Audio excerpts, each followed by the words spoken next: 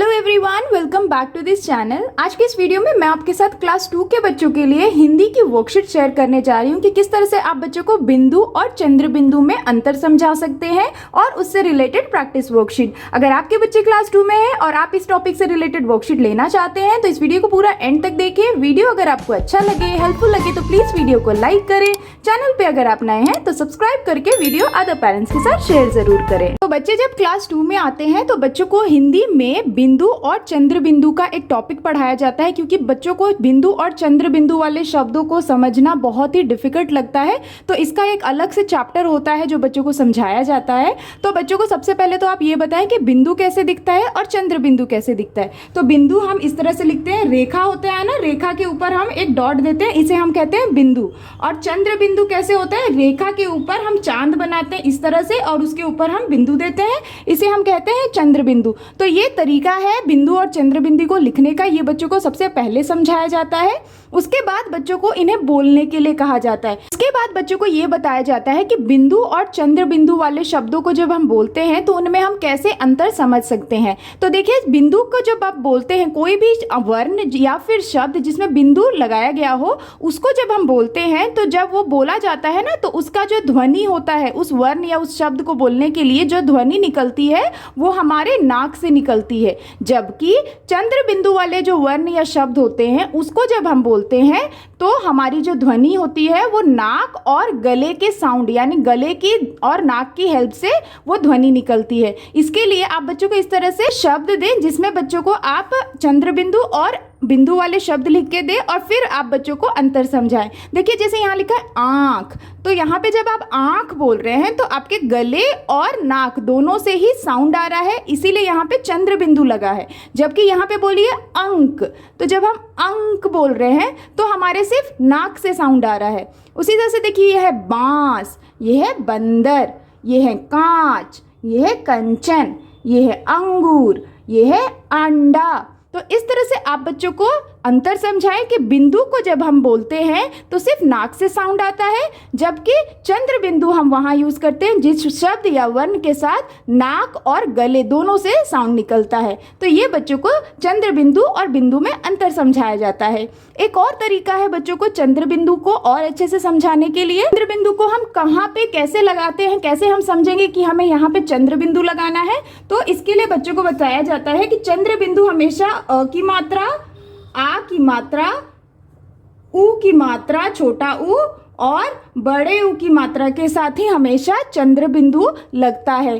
कोई भी ऐसा वर्ण या शब्द जिसमें अ की मात्रा हो, आ की मात्रा हो, छोटे उ की मात्रा हो या बड़े उ की मात्रा हो, उन वर्णों या उन शब्दों के साथ हमेशा चंद्र बिंदु का प्रयोग होता है, क्योंकि इसे हमें ऊपर लगाना है तो इस रेखा के ऊपर कुछ नहीं होना चाहिए। जैसे कि अगर हम ई की मात्रा लें तो ई, छोटी ई की मात्रा या बड़ी ई की मात्रा या फिर ए की मात्रा, ए की मात्रा, ओ की मात्रा और अ की मात्रा, यहाँ पे हम चंद्र बिंदु का प्रयोग इन मात्राओं के साथ नहीं करते हैं। जबकि अ की मात्रा, आ की मात्रा और छोटा उ और बड़ा उ के साथ हम चंद्र बिंदु का प्रयोग करते हैं। तो इस तरह से बच्चों को बिंदु और चंद्र बिंदु के बारे में समझाया जाता है, अंतर बताया जाता है, फिर उन्हें कुछ प्रैक्टिस वर्कशीट से इस कॉन्सेप्ट को और अच्छे से समझाया जाता है। तो चलिए देख लेते हैं प्रैक्टिस वर्कशीट कौन कौन सी हैं। ये है पहला प्रश्न, यहाँ लिखा है दिए गए वर्णों को मात्रा के साथ जोड़कर शब्दों को पूरा करो।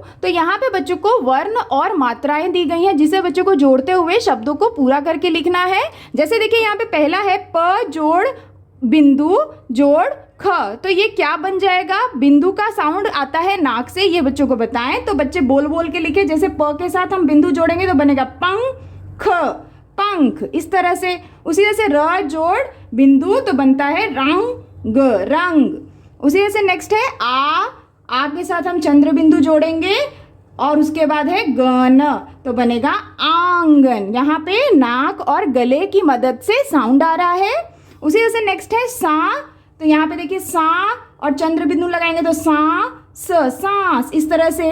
उसी तरह से नेक्स्ट है ह के साथ बिंदु तो बनेगा हंस। उसी तरह से नेक्स्ट है पा और चंद्र बिंदु और च तो बनता है पाँच। तो इस तरह से आप भी बच्चों को वर्णों को और मात्राओं को जोड़ के इस तरह से शब्दों की प्रैक्टिस करा सकते हैं। कई कई नए शब्द सिखा सकते हैं, बिंदु वाले और चंद्र बिंदु वाले। अब यह है दूसरा प्रश्न, यहाँ लिखा दिए गए शब्दों में से चंद्र बिंदु वाले शब्दों पर गोला करें। यहाँ पे बच्चों को कई सारे शब्द दिए गए हैं जिसमें से बच्चों को चंद्र बिंदु वाले शब्दों को पहचानना है और उसे गोला करना है। तो यहाँ पे जैसे बच्चे को आप बोले कि बोल बोल के उन्हें शब्दों को बोल के शब्दों को पहचाने, जैसे कि ये क्या है, ये चंद्र बिंदु वाला शब्द है और ये है सांप, तो इसे हम गोला कर देंगे।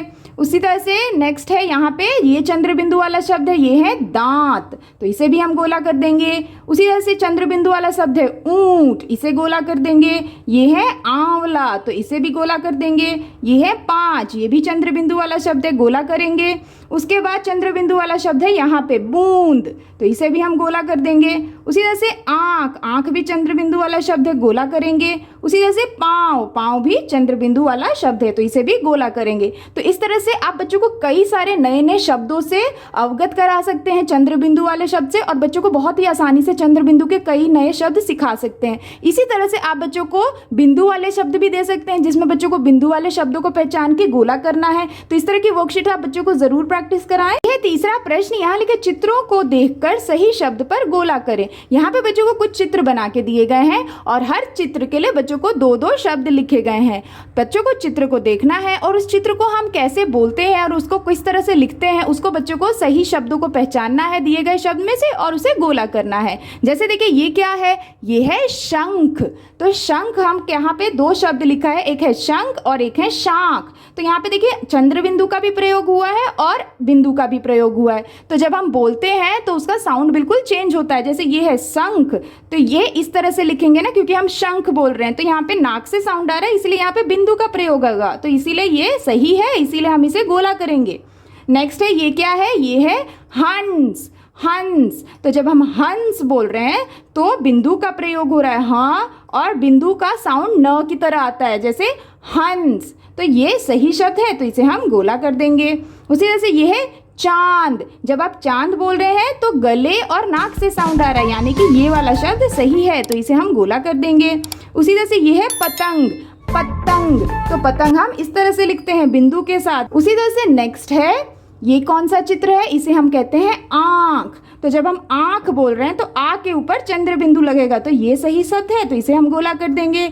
उसी तरह से ये है सांप, तो सा के ऊपर चंद्र बिंदु यानी कि सांप, तो इसे भी हम गोला कर देंगे। तो इस तरह से आप बच्चों को चंद्र बिंदु और बिंदु वाले शब्द चित्रों की मदद से भी पहचानते हुए बच्चों को शब्दों को सिखा सकते हैं। अब ये है चौथा प्रश्न, यहाँ लिखा दिए गए शब्दों पर बिंदु या चंद्र बिंदु की मात्रा लगाओ। यहाँ पे बच्चों को कुछ शब्द दिए गए हैं, शब्दों को बच्चों को पढ़ना है और जहाँ पे बिंदु की प्रयोग होनी चाहिए वहाँ बिंदु लगाना है मात्रा को, और यहाँ जहाँ पे चंद्र बिंदु की प्रयोग होनी चाहिए वहाँ पे चंद्र बिंदु लगाते हुए बच्चों को शब्दों को सही तरह से पूरा करना है। जैसे देखिए ये है पतंग, तो ये कौन सा शब्द हो सकता है, पतंग।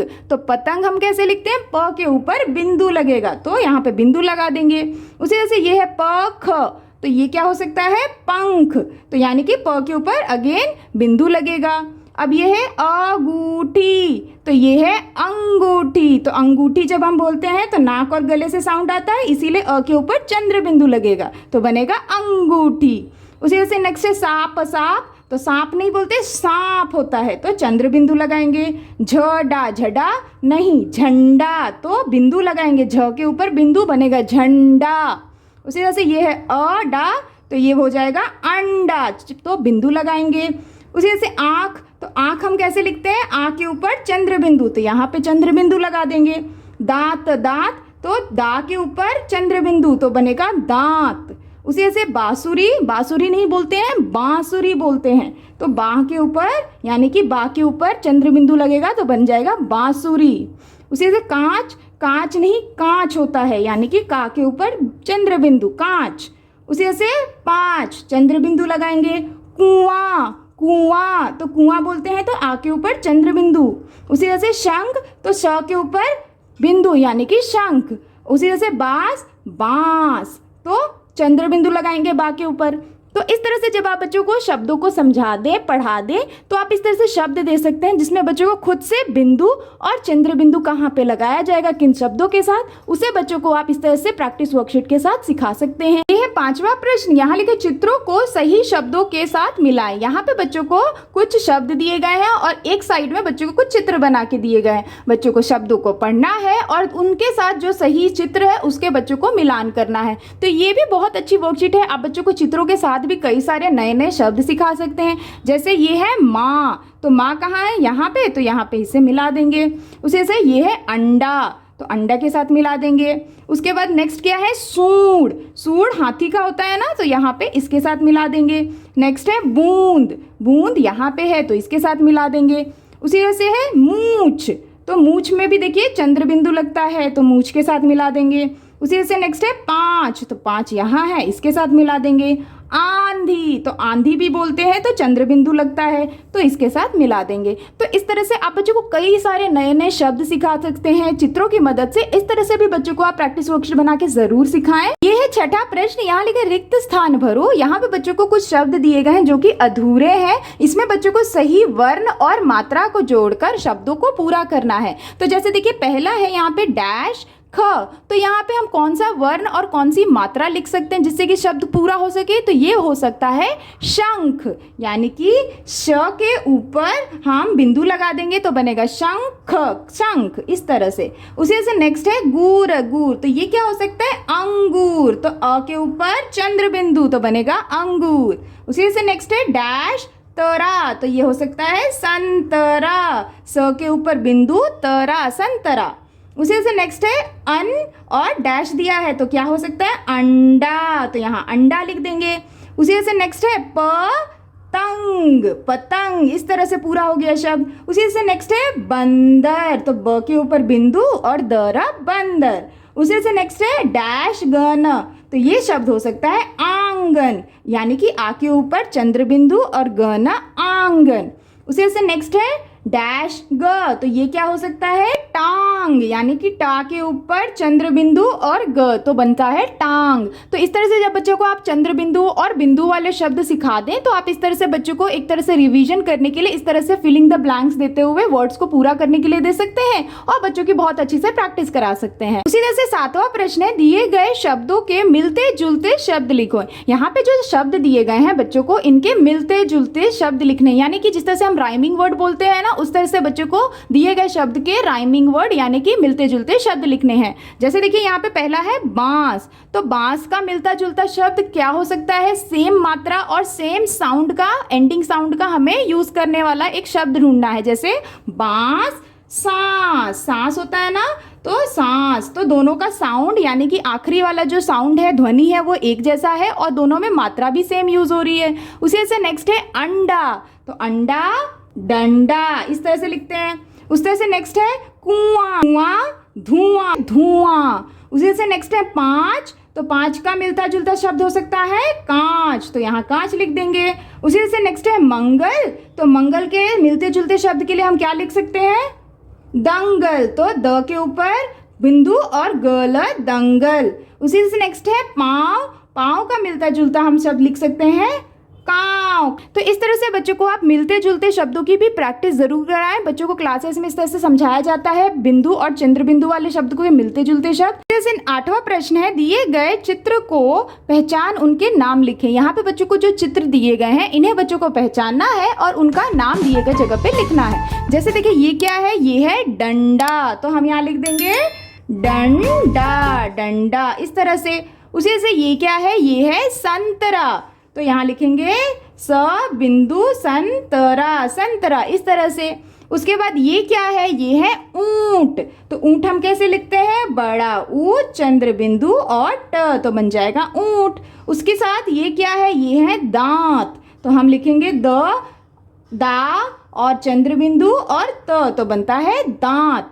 उसी तरह से ये क्या है, ये है कुआं, कुआं है ना, तो क छोटा ऊ और चंद्र बिंदु कुआं, कुआं इस तरह से।